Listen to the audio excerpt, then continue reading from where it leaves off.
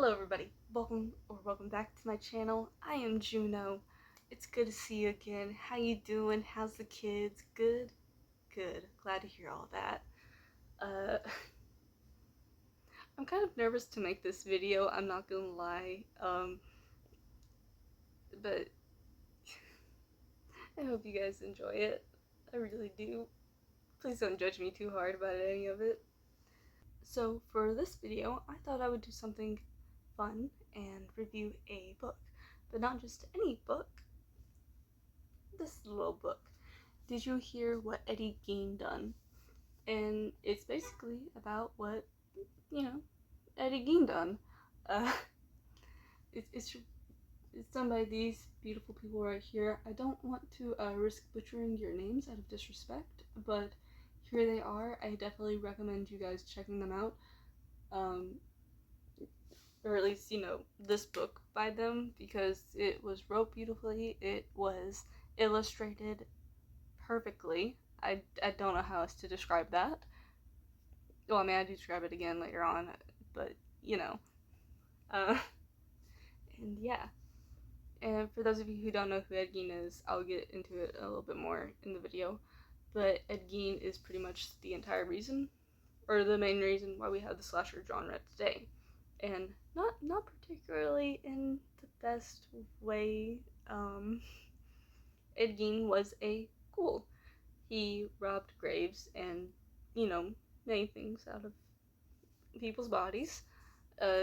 He also did murder 2 women, which is not fun, not good, Hence why I said, not in a good way. Because it wasn't in a good way. I'm nervous to do this review in case you can't tell. But anyway, I have been incredibly interested and invested in the Ed Gein case since quite literally the 4th grade. I wish I was joking. My school counselors wish I was joking. I'm not joking. I'm not. I have wrote many papers about one Mr. Edward Theodore Gein here. So whenever I saw that this book was made, there, of course, on my part was incredible speculation on if it would be accurate or not, or if it would be like one of these other, I don't know how to put it. I'll put the movie poster of what I'm trying to describe on here, and if you know, you know. If you don't know, then don't watch the movie. I don't want you to know, because it's not a good movie. Anywhoosies. Yeah, there was indeed hesitation with this book, but I'll describe as to why I decided to pick it up whenever we get into it. But yeah, just please watch with an open mind. Just know that I'm trying my best to translate what's in here out here. And yeah, without any further ado, let's get into it. Okay, so just basically about the physical book itself real quick, and just, getting my nitpicks out the way. It does come with a dust jacket, which is literally the exact same as the book. I don't know, I feel like they could have done without this, but then again, I am a hater of dust jackets. I don't see the point in them. They are so tedious. I hate it so much. But yeah, it's basically just the exact same as the cover, front and back. The insides, they do this like old-timey wallpaper situation, which is very nice indeed. I'm so glad I did not open that up to a spoiler, but yeah, it's just kind of really cool. The art style is very well done. I feel like it's probably the best art style that could have been used to tell this story. There's a young Gein and his brother, his mama. It's just, I don't know, it's smooth but gritty at the same time, if that makes sense. That's not the correct word to use for this, but it's the word I'm going to use for this because I have no idea what else word to use for this. But yeah, physical, it being a book wise, very good. I greatly appreciate it. Good book. Good book. Now, actually going into this with my Ed Gein knowledge. Now, the thing that made me quite literally jump at this book, and like, not figuratively either, I mean, quite literally jump at this book, was the fact that, 1 second, I don't know if you can see that or not, but they referred to Ed Gein as a ghoul. Now, I don't know how everybody else in the true crime community feels about this. I socially awkward. I don't really talk to anybody else in this community. But I practically, it, I literally jumped whenever I saw this because Ed Gein is not a serial killer. The fact that they use the correct terminology whenever describing him, that blew my fucking mind, for a lack of better descriptive words. Yeah, and it it's so aggravating whenever I'm trying to discuss, true crime things to other people. They want to, be all knowledgeable and shit about it, and then they're over here calling Charles Manson and Ed Gein serial killers. When it's like, no, stop. And I, this is a big old long tangent for a different day. But the fact that they used the correct word, which is ghoul, when describing Ed Gein, it made me happy. That sounds weird, but it genuinely made me happy because there is such a big difference between somebody who is a serial killer and somebody who is a ghoul. Two completely different things. But yeah, and I don't know. I don't really see that many things that describe him with the correct term. Now, just, me being a little nitpicky here, I do wish that they had gone in depth, or not really in depth, but, briefly went over the difference between a serial killer and a ghoul in the book itself. I just wish. I feel like that would have saved a lot of headache for me going through other people's reviews, and whenever they try to describe it again, they're like, basically he was a serial killer, and I'm just over here like, basically he's not. Anywho, this has gone on for way too long about that one point. That's what drew me to the book. Point, simply put. Another thing that drew me into this book was the transparency. Now, starting at page 215, they do start with like the facts appendix, or I don't know what, appendix, and just basically they go over the details about the case and stuff like that, about what was fact, what was not, and just, what was speculation, their sources. Oh, there is one character in here that is, just made up for the book itself. I'm not gonna say whom. I'm not gonna say who it is. That's a surprise for you whenever you read the book. But yeah, they do. They don't try to bullshit you about it, and that's something that I I appreciate about it.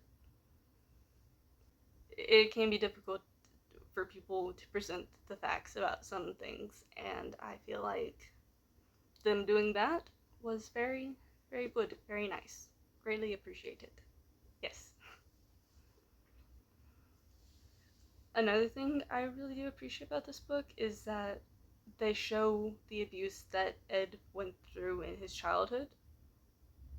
They show his alcoholic father, his, for lack of better terms, please forgive me if I insult you with this term, uh, n- religious nutcase of a mother. Um, you know, the schoolyard bullies, everything else, how these people, you know, abused and traumatized young Ed. You know, the authors, they show that part of his life. But, and big word, but, they don't show that, or they don't use that as an excuse as, for what he did later on. You know, robbing the graves, murdering two women.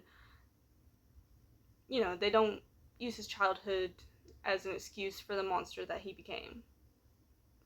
And I feel like, excuse me, I feel like it would have been so easy for them to have done that, and the fact that they did not really shows dedication to telling this story as accurate as possible, and not in any sort of bullshitty way.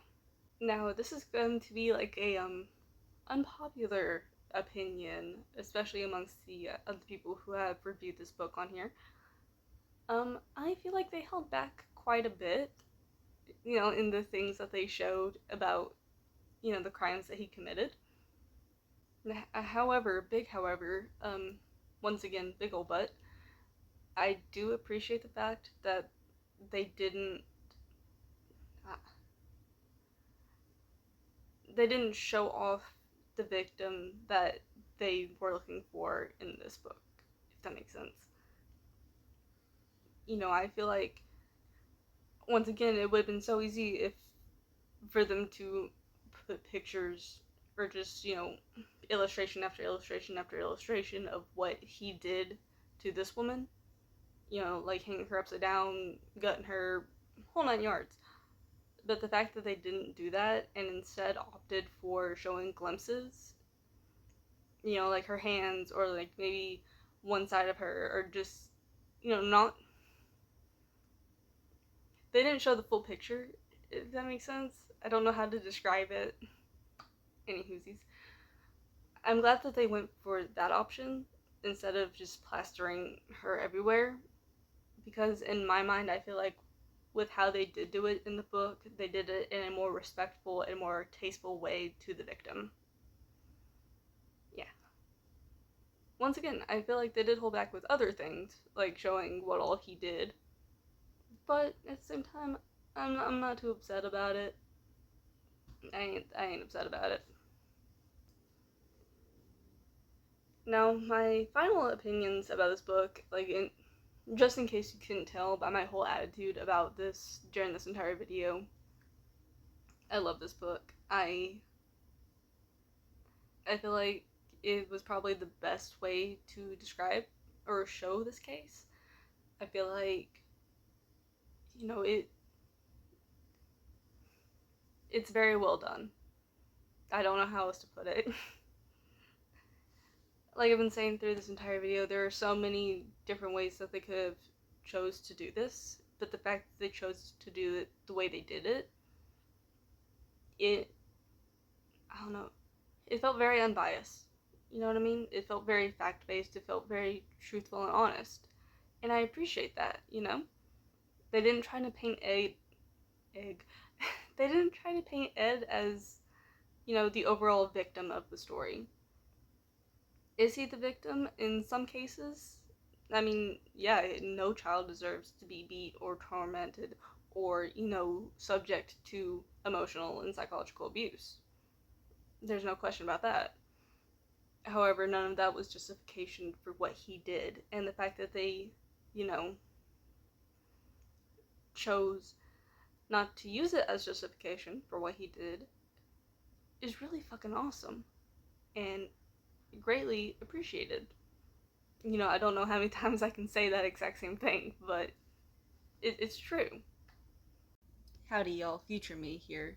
So I was struggling to figure out how to recommend this book in my original video, and so, you know, just I'm here now in the future to give you my recommendation on it, basically.